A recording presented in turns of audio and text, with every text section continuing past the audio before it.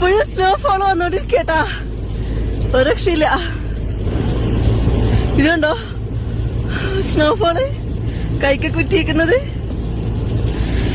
കാറിലൊക്കെ വന്നിട്ടുണ്ട്. ഇവരുടെ പിന്നെ കറുപ്പാണ്ട് ശരിക്കും എടുത്ത് കാണിക്കുന്നുണ്ട്, ജാക്കറ്റില് ഒക്കെ വീണിട്ട്.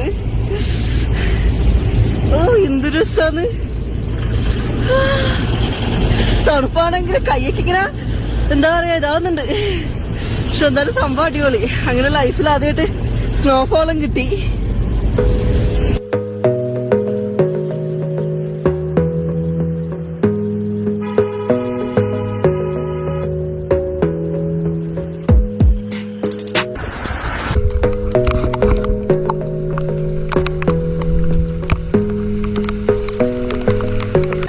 ദൂദ്പത്രിയിലെത്തി.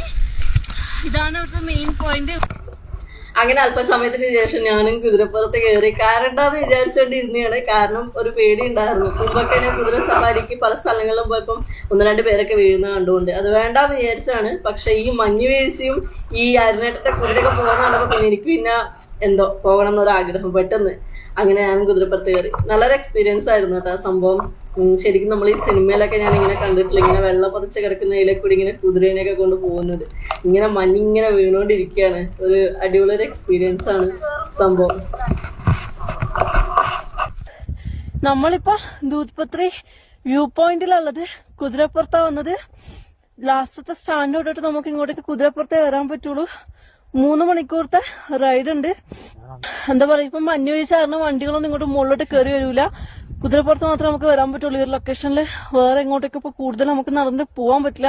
മഞ്ഞ് വീഴ്ച നല്ലോണം കൂടിക്കൂടി വരുന്നുണ്ട്. നല്ല തണുപ്പുണ്ട്. അതേപോലെ തന്നെ എന്താ പറയാ, റോഡൊക്കെ വണ്ടികളൊന്നും അങ്ങനെ വരൂല. പറ എന്തോ ഫീലിങ്സ്. കാശ്മീർ ജനത്തെ എന്ന് പറയുന്നത് വെറുതെ അല്ല. It's too beautiful. പാരഡൈസ് ആണ് എർത്ത് എന്നൊക്കെ ആൾക്കാർ പറയുന്നത് വെറുതെ അല്ല. എല്ലാവരും മഞ്ഞ് കിട്ടില്ല എന്ന് പറഞ്ഞു നിൽക്കായിരുന്നു. അങ്ങനെ ഇന്ന് സ്നോഫാൾ കിട്ടും. കാലത്തൊട്ട് സ്നോഫാള് നടന്നുകൊണ്ടിരിക്കുക. റെയിനും സ്നോഫാളും.